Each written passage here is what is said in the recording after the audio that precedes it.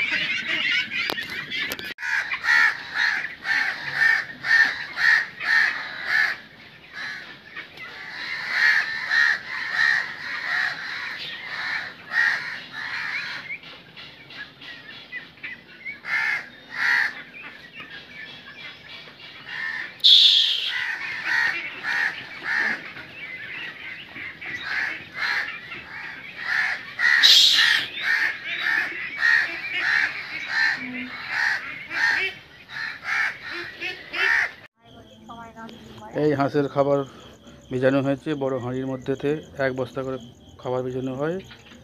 তো এটা দুবারই খাওয়া শেষ হয়ে যাবে, তো খেতে দেবো একবারই।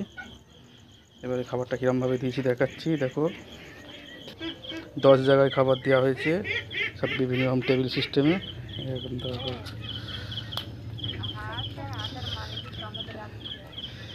এইসব খাবার চারিদিকে দেওয়া রয়েছে, এতে পানি দেওয়া রয়েছে।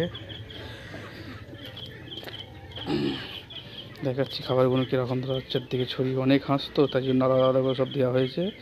তবে একটা হাঁসের মিল আছে, সেই হাঁসটা যেই বউলে খায় সেই বউলই খাবে, যে কজন মিলে খায় সে কজন মিলেই খাবে। ওরা সব ওদের যুক্তি আছে, ওদের সব টিম আছে যে কোন টেবিলে কাকে বসতে হবে, সবুজ টেবিল লাল টেবিল যে যেমন আছে তাদের বসবে। এক্ষুনি ছাড়বো, কেরম খাচ্ছে খালি দেখাবে, পাগলের মতন খাবে। ছেড়ে দিয়েছি, সব আসছে খাচ্ছে, কেমন দেখো ভিল করে বেরিয়ে যাচ্ছে।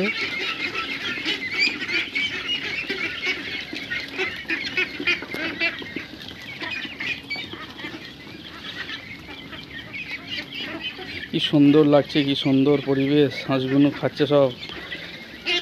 আর এখন মোটামুটি 260 পিস পর্যন্ত আছে, 300 পিস ছিল, 40 পিস মতো মারা গেছে বিভিন্ন রোগে আক্রান্ত হয়ে বিভিন্ন গাফিলতিতে। তো এখন 1 কেজি 1.5 কেজি করে ওয়েট সব হয়ে গেছে।